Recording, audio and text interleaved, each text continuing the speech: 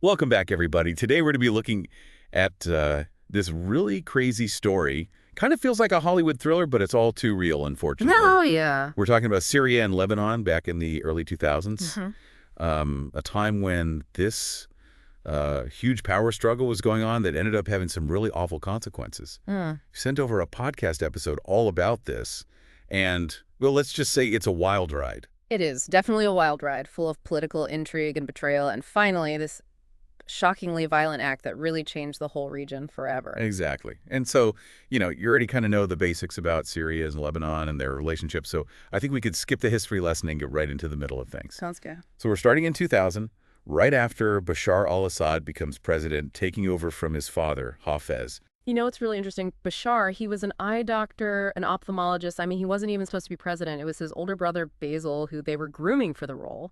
But then Basil died in that car accident in 1994. That's when Bashar was suddenly thrust into the spotlight. And honestly, nobody knew what to expect from this, kind of shy, awkward doctor. Right. It's hard to even picture him taking over from his father, Hafez. Hafez? Hafez ruled Syria with an iron fist for decades.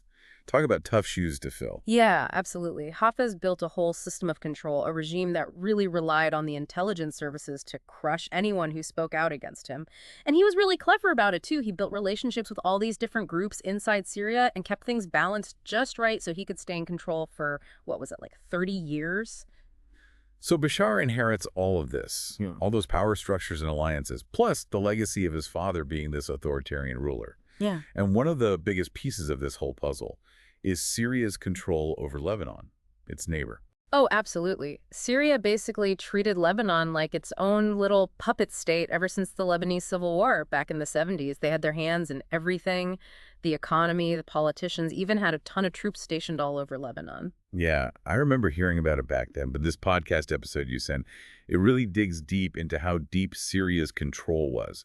It wasn't just troops on the ground. They were pulling the strings everywhere in Lebanese society. It was like a multi-level system of control, yeah.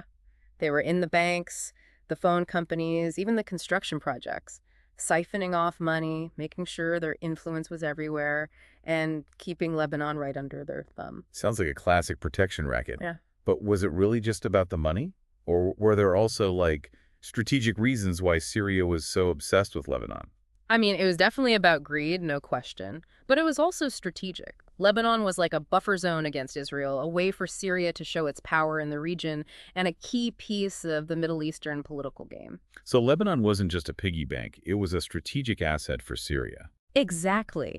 And this is where Rafi Hariri comes in. He becomes prime minister of Lebanon in 1992, and he has a totally different vision for the country. He's charismatic, a billionaire, a successful businessman with connections all over the world, and he wants to see Lebanon thrive on its own, independent. I've read about him. He was a big part of rebuilding Lebanon after the Civil War. He started all these massive construction projects, brought in foreign investment, and really tried to make Lebanon a financial and business center for the region. Exactly, and that vision clashed big time with what Syria wanted. Hariri wanted a modern, independent Lebanon, free from Syria meddling, and that was a direct challenge to Assad's authority and his regime's power. So we've got these two powerful guys, Bashar al-Assad and Rafi Hariri, with completely opposite ideas about Lebanon's future. You know that's going to cause some serious tension. Oh, for sure. And the tension was even worse because of what was happening inside the Syrian regime itself. Remember, Bashar was pretty new to all of this, and a lot of the old guard, especially the guys in the security services, didn't think he could handle it. They probably thought he was too soft, just an eye doctor who studied in the West. He couldn't possibly fill his father's shoes. Maybe they even saw a chance to undermine him, get him out of the way. Yeah, quite possibly. And that created a really dangerous situation. Bashar felt like he had to constantly prove himself, show everyone he was just as tough and ruthless as his father. What better way to do that than by crushing anyone who seemed like a threat to Syria's power? Especially someone like Hariri, who is openly challenging their control over Lebanon. So he's got this pressure from inside, this need to prove himself to the old guard. And at the same time, you've got Hariri pushing back against Syrian control in Lebanon. It's like a pressure cooker just waiting to explode. Absolutely. And to make things even more complicated, Bashar is also trying to deal with a really tricky situation on the world stage. Don't forget, this is the early 2000s, just after 9/11, and the U.S. is launching its war on terror. There's pressure on Assad to cooperate, to go after extremist groups, but at the same time, people are criticizing him for his human rights record and his authoritarian rule. So he's stuck between a rock and a hard place, trying to keep the West happy while also holding on to power at home. Exactly. And this whole thing is playing out against the backdrop of Syria's complicated relationship with Lebanon.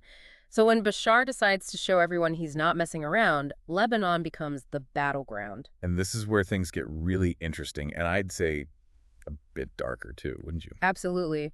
We see Bashar flexing his muscles, and it all starts with this controversial decision that makes things even worse with Hariri, extending the term of Lebanese President Emil Lahoud. Ah, Lahoud. He was a close ally of Assad, right? Yeah. So extending his term would basically cement Syrian control over Lebanon. Exactly. Lahoud was seen as a puppet of the Syrian regime, and keeping him in power was a symbol of their dominance. Hariri was totally against this. He saw it as a blatant attack on Lebanese independence and a direct threat to his vision for a free Lebanon. So this is a clear escalation of the power struggle. Assad's making a big move to solidify his control, and Hariri is drawing a line in the sand. Yep. And this is where things take a darker turn. Assad brings in a new enforcer, a guy named Rustam Ghazaleh, to replace the old head of Syrian intelligence in Lebanon, Ghazi Khanaan. Ghazaleh was known for being ruthless, and his appointment was a clear message to Hariri. Mess with Assad and you'll regret it. So we've got Lahoud's term extension, which Hariri hates. And then we've got this new, heavy-handed Syrian intelligence chief, Ghazaleh, who's obviously meant to intimidate Hariri and anyone else who dares to question Assad's power. Things are escalating fast. It feels like something's got to give. You're right. The stakes are high, and you can just feel the tension. And this is where we need to get into the specifics of how this power struggle actually plays out. I'm definitely ready to unpack this more, but maybe we should give our listeners a minute to process all this. We've covered a lot already. Bashar coming to power, Syria's control over Lebanon, the clash between Assad and Hariri, and this new enforcer, Ghazaleh. Good point. It's a lot to take in. Let's pause here and pick up the story in part 2. We'll dive into the events that lead up to a really shocking and tragic turning point in this whole saga. Welcome back. So, when we left off, the whole situation between Bashar al-Assad and Rafiq Hariri was really tense. Assad was determined to make sure Lebanon stayed under his control, while Hariri was pushing for a Lebanon that was independent and prosperous, free from Syrian influence. And Assad had put Rustam Ghazaleh, this guy known for being ruthless, in charge of Syrian intelligence in Lebanon to get his way. What happens when Ghazaleh takes over? Does it get even worse? Oh, yeah. And fast. Ghazaleh didn't waste any time. He really cranked up the pressure on Hariri, using intimidation and surveillance tactics that honestly sounded like something out of a spy movie. Seriously, what kind of stuff did he do? Everything you can imagine. Bugging Hariri's phones, his houses, even having people follow him everywhere. Ghazaleh wanted Hariri to know that defying Assad would have some really bad consequences. So Hariri must have known he was in a dangerous spot. How did he handle all this pressure? Well, he was stuck in a tough situation. He couldn't look weak or back down from what he believed in, but he also knew that going head-to-head with Assad could get him killed. So he tried to play it smart, using his connections around the world to get support and trying to gather evidence of Syria messing with Lebanon. So he's trying to get the world on his side while also trying to stay one step ahead of Ghazaleh and his tactics? That must have been incredibly stressful and dangerous for him. Oh, definitely. Imagine living knowing you're constantly being watched and that any wrong move could be your last. Hariri even started using his own counterintelligence, trying to feed fake info to people he thought might be Syrian informants in his own security team. Wow, that's some serious paranoia. It really does sound like a scene from a spy film. It was a high-stakes game playing out right there in Beirut with the fate of Lebanon hanging in the balance. And in the middle of all this, Assad and Hariri have this really important meeting in Damascus that takes the whole conflict to a whole new level. Yeah, I read about that meeting. It's where Assad supposedly tells Hariri that he'll break Lebanon over Hariri's head if he doesn't do what he's told. That's the one. It's a chilling encounter that really shows the power difference between them. You've got Assad, the dictator, used to having absolute power, and Hariri, the businessman turned politician, trying to navigate the super dangerous political landscape. So what did Hariri do after that threat? He stood his ground, he kept fighting for Lebanese sovereignty and refused to be bullied. But it was clear things had gone too far. Assad showed he was willing to do whatever it took to stay in control, and Hariri had become a symbol of resistance. Which leads to that really tragic event. What happened next?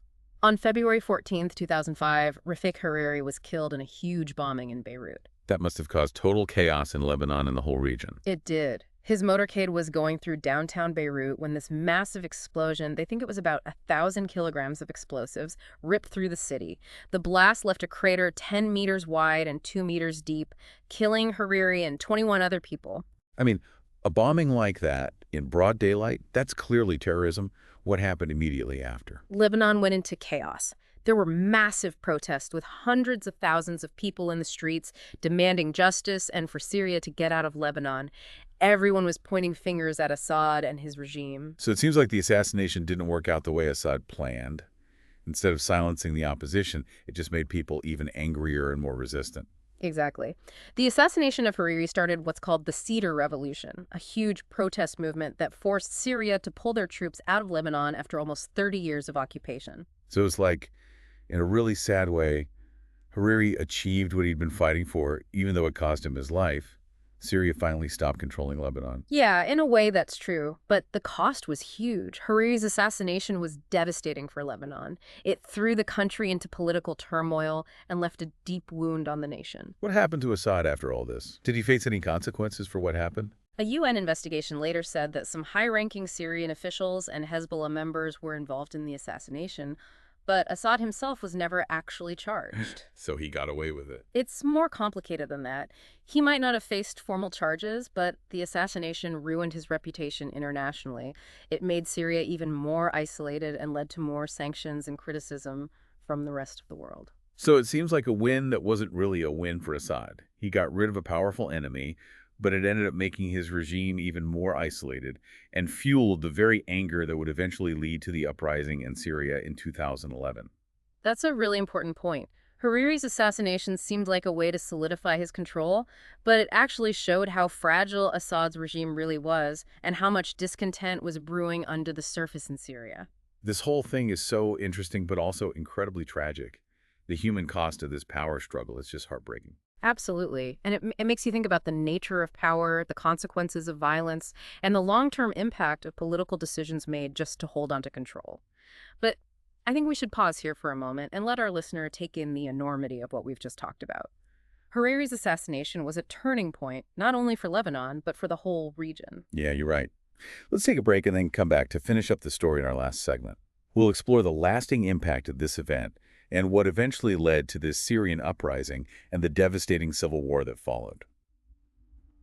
Okay, we're back. And I gotta say, this whole story about Bashar al-Assad and Rafik Hariri is really sticking with me.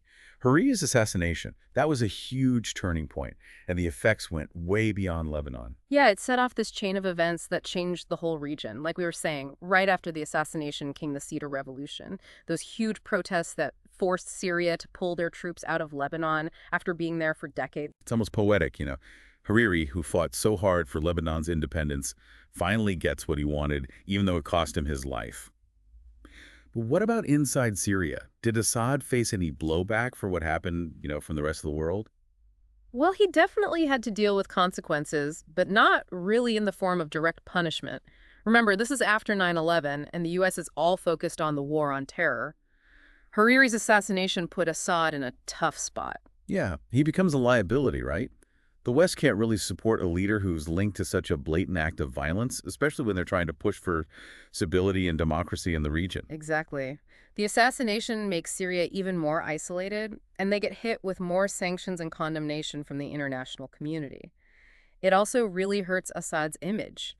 He can't pretend to be a reformer or a trustworthy partner anymore. So even if he's not facing trial or a military attack, the assassination backs him into a corner, both at home and on the world stage. So how does he hold on to power with everyone against him? He goes back to what he knows: repression. His regime clamps down even harder, controlling the narrative, silencing anyone who disagrees, and reinforcing that wall of fear that kept his father in power for so long. So instead of dealing with the root of the problem, the very things Hariri was fighting for, independence, economic reforms, democratic principles, Assad just tightens his grip even more. It seems like that's just asking for trouble. And it was. It was a short-sighted strategy that couldn't last. All that resentment, anger, the desire for change, it was all building up, just waiting for the right moment to explode.